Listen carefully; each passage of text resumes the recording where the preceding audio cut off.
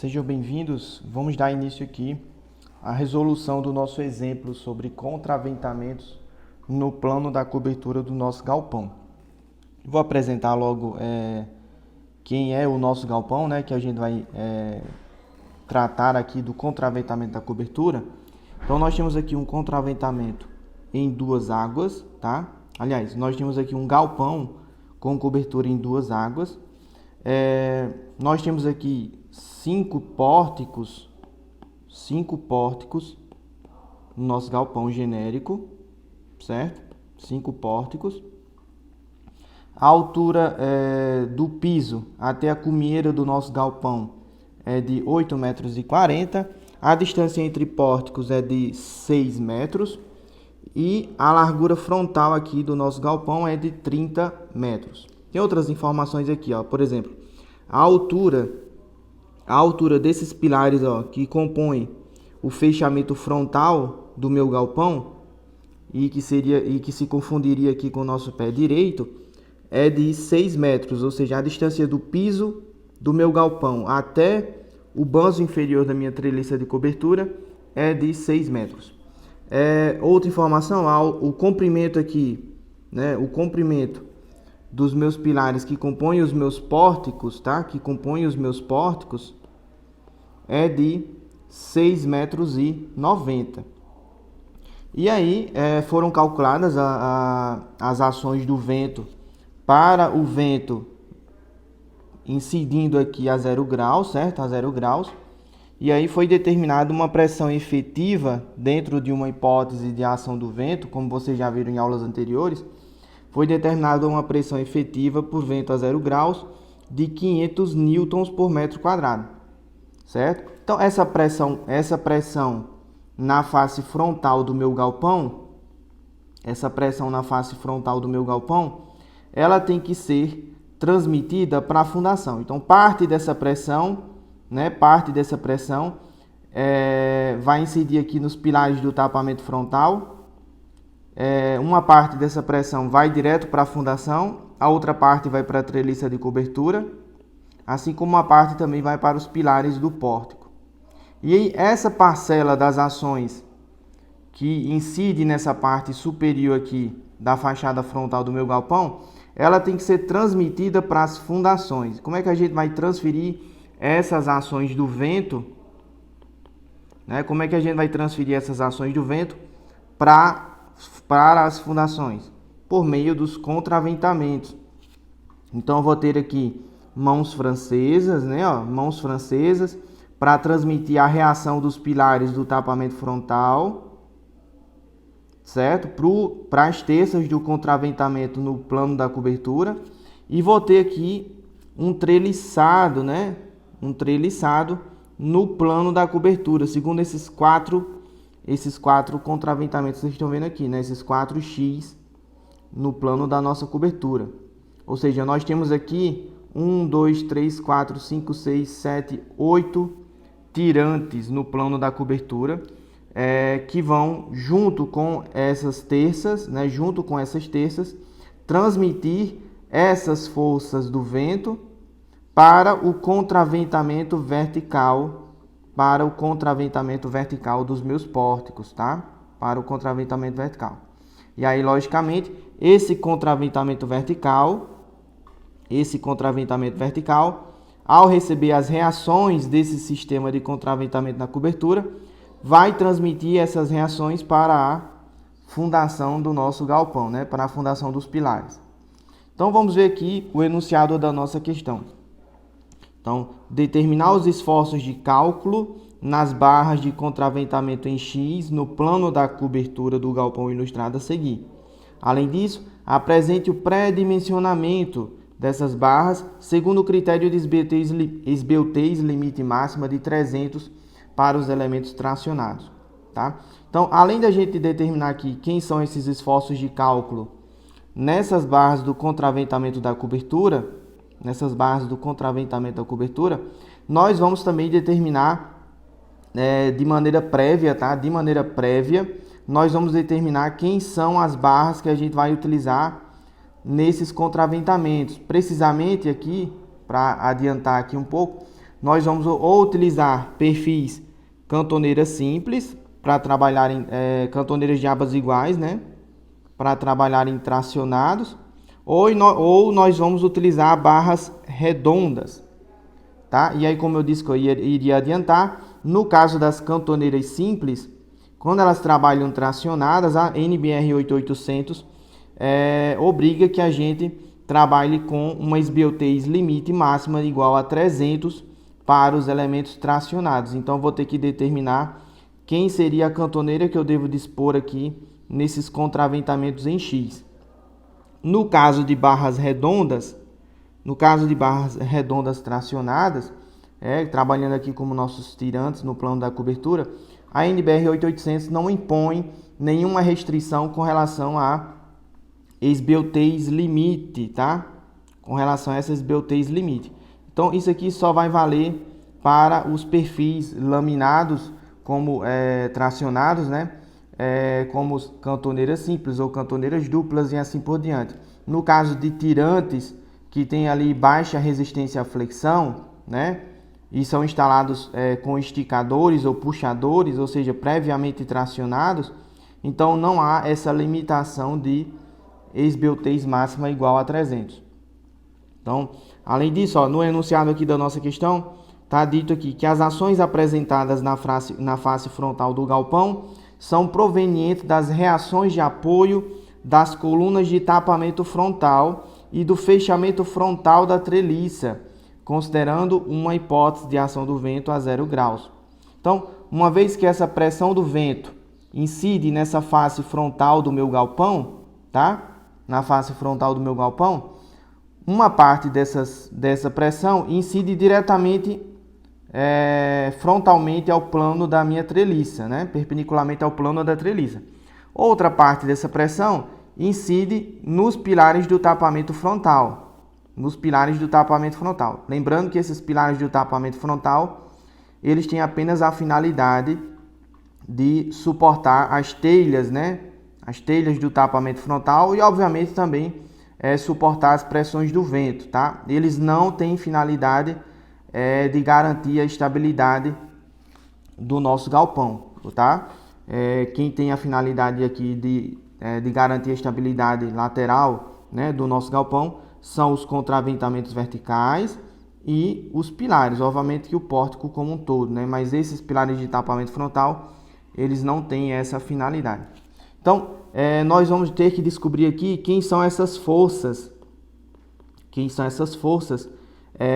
oriundas da ação do vento que incidem aqui, simplificadamente, nos nós do banzo superior da nossa treliça, precisamente nos nós que se encontram contraventados no plano da cobertura.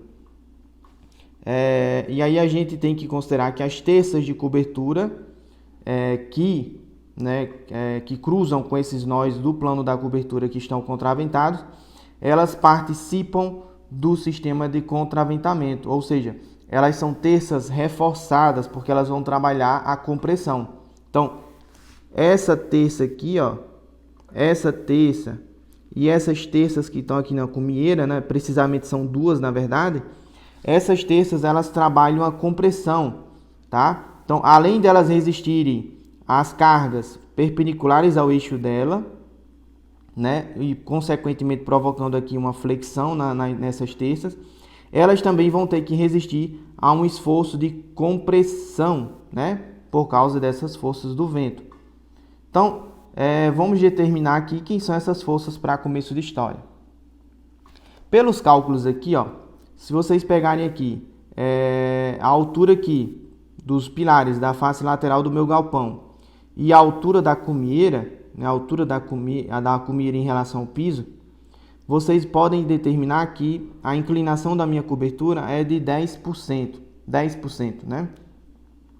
Então, nós vamos precisar de alguns dados aqui, ó, para que a gente possa, alguns dados geométricos para que a gente possa determinar essas forças no banzo superior. Vejam só. Aqui eu desenhei, abordei com vocês, estou apresentando para vocês a face frontal do meu galpão, tá? A face frontal do meu galpão. aquela treliça do tapamento, a treliça frontal do meu galpão, ela está inserida mais ou menos nessa cota aqui, ó, mais ou menos nessa cota. E aí aqui nós temos os pilares do tapamento frontal, tá? Eu vou dar um zoom aqui, ó. As forças que incidem, a carga distribuída que incide nos pilares do tapamento frontal, uma parte dessas cargas, né, uma parte delas vai direto para a fundação e a outra parte vai direto para a treliça. Deixa eu trocar o sentido aqui. Então, uma parte dessas reações vem aqui para a fundação do pilar do tapamento frontal e a outra parte vai para o banzo inferior da treliça, ou seja, eu aplico aqui uma carga no pilar do tapamento frontal, esse pilar de tapamento frontal transmite uma parcela da carga para o nó inferior da treliça e a outra parte para a fundação. Se a gente admitir que essa carga no meu pilar de tapamento frontal é uniformemente distribuída, né? Então eu sei que essa carga é igual a essa, né? Essa reação aqui de apoio é igual a essa, que é igual à carga que eu tenho no pilar de tapamento frontal, né? A carga distribuída Pzinho, por exemplo, vezes o comprimento do pilar dividido por 2, ou seja, essa carga aqui seria P vezes L dividido por 2, tá? Seria a carga que iria para esse nó. Um procedimento mais rápido, né, mais simples para a gente fazer esses cálculos, ao invés de a gente sair calculando essas reações, é simplesmente a gente criar aqui uma área de influência ou uma faixa de influência para os pilares de tapamento frontal. Então, se eu sei que metade das cargas vão para a fundação e a outra metade vai para o pilar para a treliça de cobertura, então basta eu traçar aqui uma linha imaginária cortando os meus pilares de tapamento frontal na metade do comprimento deles. Os meus pilares de tapamento frontal, eles possuem 6 metros de altura. 6 metros de altura. Então, significa que da linha imaginária até o banzo superior da minha treliça, nós temos uma altura de 3 metros. E do piso até essa linha imaginária, nós também temos uma altura de 3 metros. Tá? Então, foi o que eu fiz aqui, ó. Tá aqui nossa linha imaginária.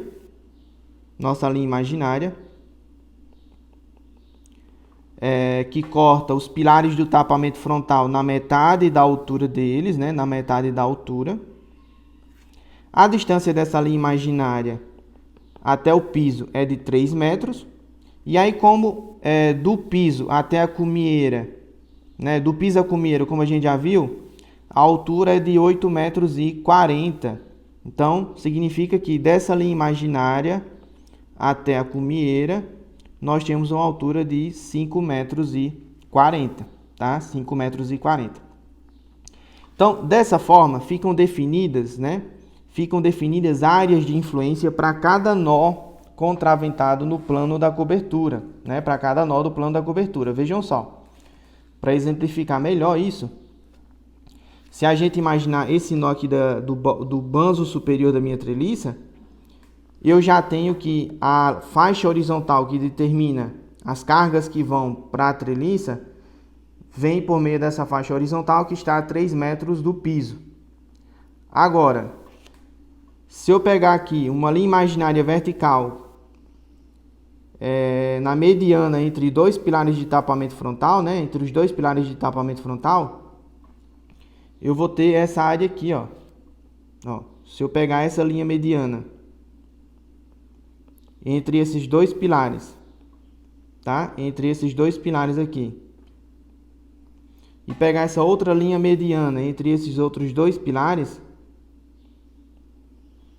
né? Entre esse pilar e esse pilar, eu vou ter aqui uma área uma área de influência para esse nó, que é dada por isso aqui, ó. É dada por essa área aqui que eu estou marcando de verde, tá?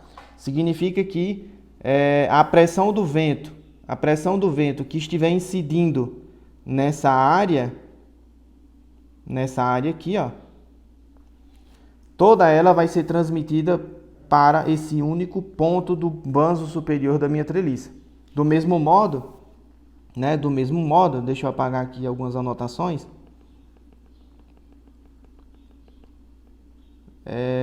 Do mesmo modo, se eu pegar aqui esse nó aqui, ó, do banzo superior da minha treliça, se eu fizer aqui uma linha mediana entre esses dois pilares e outra linha mediana entre esses dois pilares, lembrando que eu já tenho aqui uma linha horizontal imaginária, a área de influência para esse nó aqui vai ser essa daqui, ó.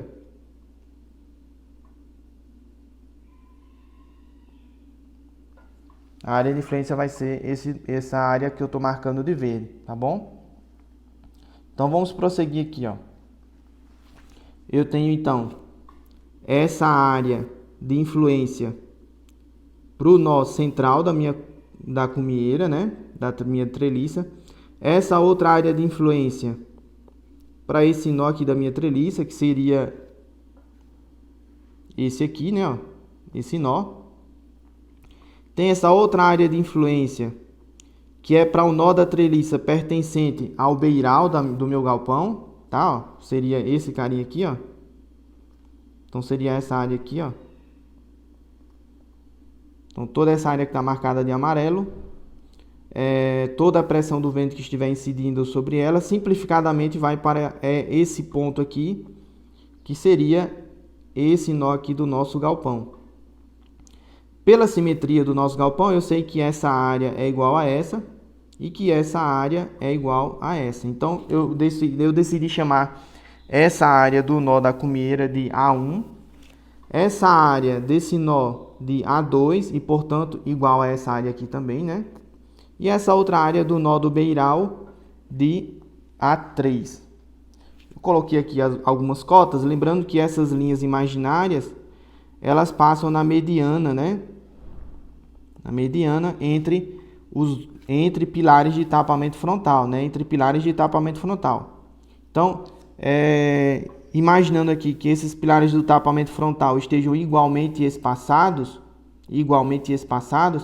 se a face frontal do meu galpão é de 30 metros, então a distância entre pilares de tapamento frontal é de 30 dividido por 4, né? 7 metros e meio, certo? 7 metros e meio. Então, a distância de uma mediana à outra também vai ser de 7 metros e meio. Então, o que sobra da última mediana até o pilar da face lateral, né? Dessa mediana até o pilar da face lateral, até o pilar do pórtico em si, é de 3,75 metros. 3,75 metros. Então, nós temos aqui alguns trapézios, certo? O que a gente vai fazer agora é calcular quem é a área A1, quem é a área A2 e quem é a área A3. Então, a área A1, né, começando pela mais trabalhosa, a área A1 vai ser dada por... Eu vou dividir aqui em duas figuras. Vou pegar primeiro esse retângulo aqui, ó. Esse retângulo. E depois vou pegar esse triângulo aqui da cumieira. Então, a área desse retângulo é 7 metros e meio vezes 5,03, ó, que é a distância daqui para cá, ó.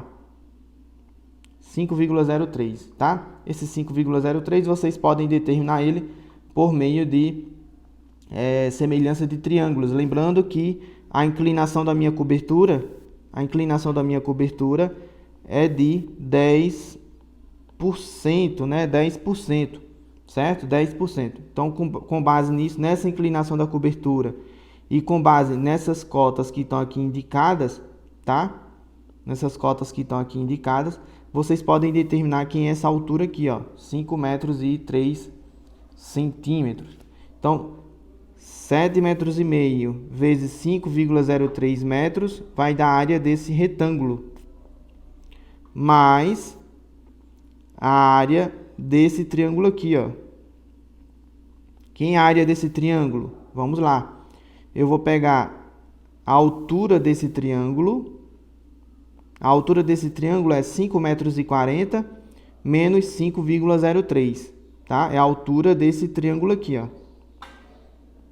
Então, a altura vezes a base desse triângulo, que é 7,5 metros, dividido por 2, né? A área do triângulo é base vezes a altura dividido por 2. Então, se eu somar a área desse retângulo com a área desse triângulo, né? Retângulo mais triângulo, nós vamos obter uma área total de 39,11 metros quadrados. Para a área A2, né, esse trapézio aqui, ó, basta eu pegar base menor mais base maior vezes a altura dividido por 2. Então, ó, base maior,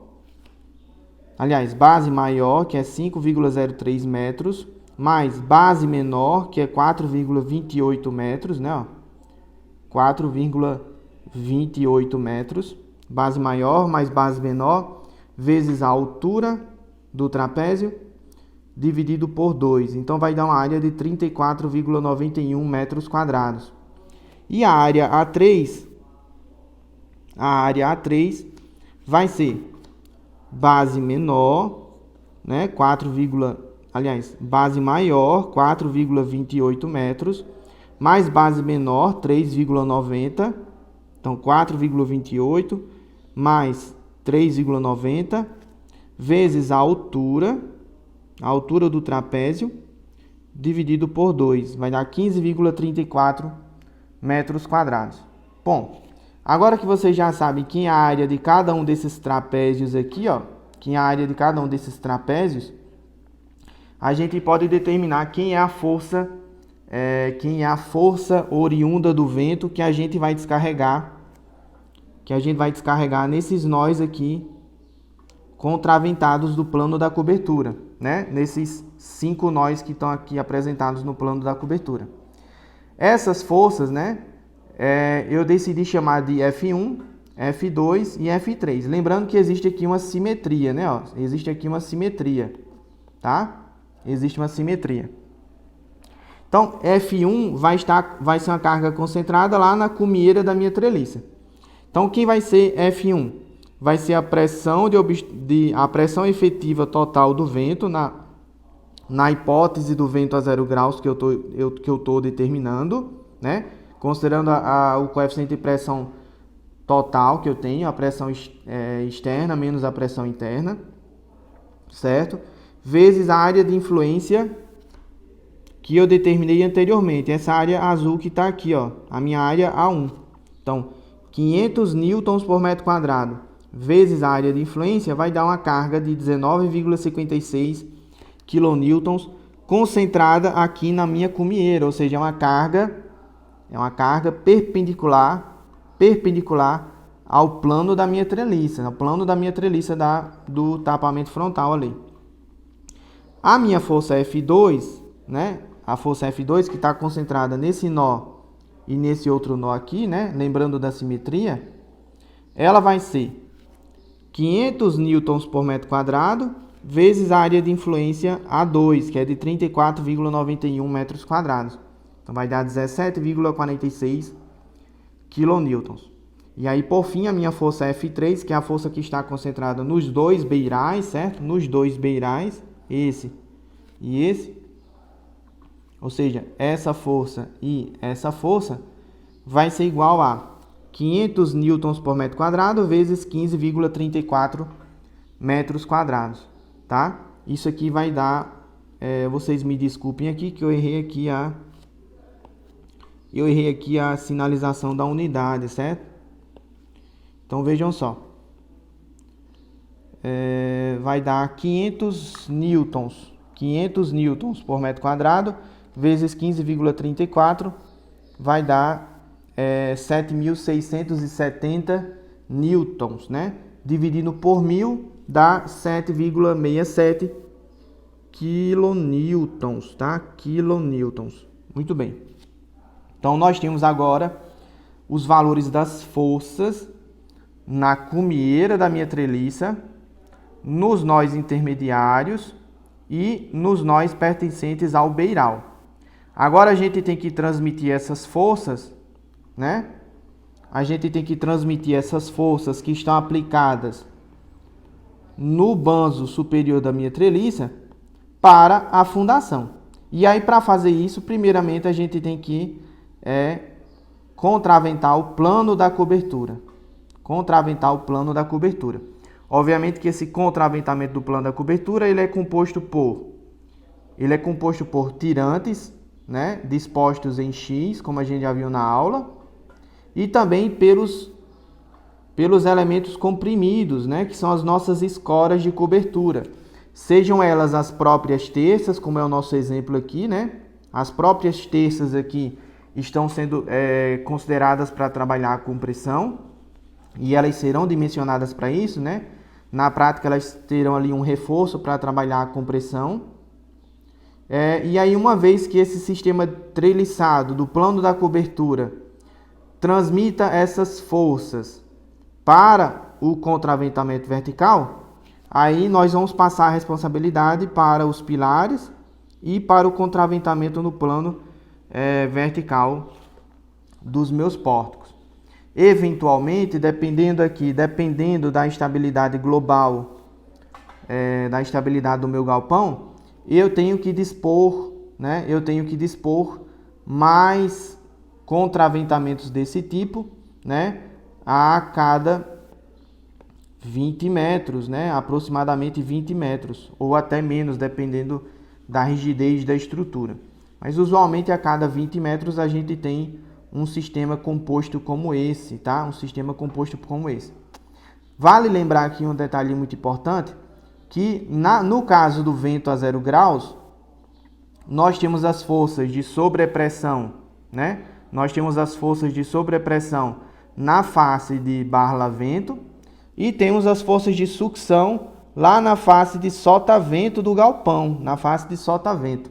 Então, essas mesmas forças que vocês estão vendo aqui, também existirão lá do outro lado do meu galpão, obviamente que não com o mesmo valor, né? Não com o mesmo valor, tentando empurrar o nosso pórtico lá para a face de sotavento, né? Nessa direção aqui. Então é importante que a gente transmita, né? Transmita essa rigidez desse conjunto por meio de outras escoras, né?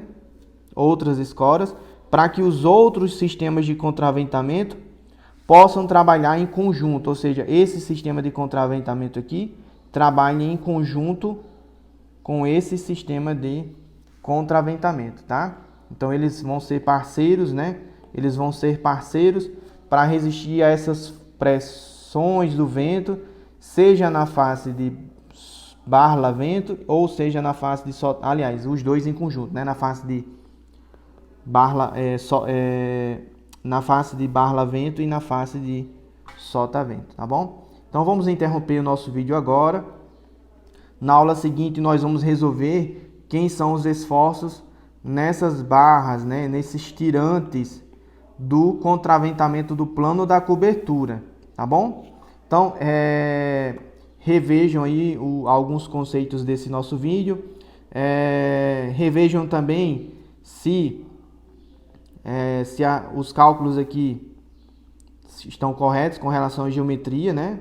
Com relação à geometria da minha treliça e com relação às áreas de influência, né? Vejam se está tudo ok. Caso vocês encontrem algum erro, vocês podem deixar aí nos comentários, que aí posteriormente eu faço alguma correção, tá bom?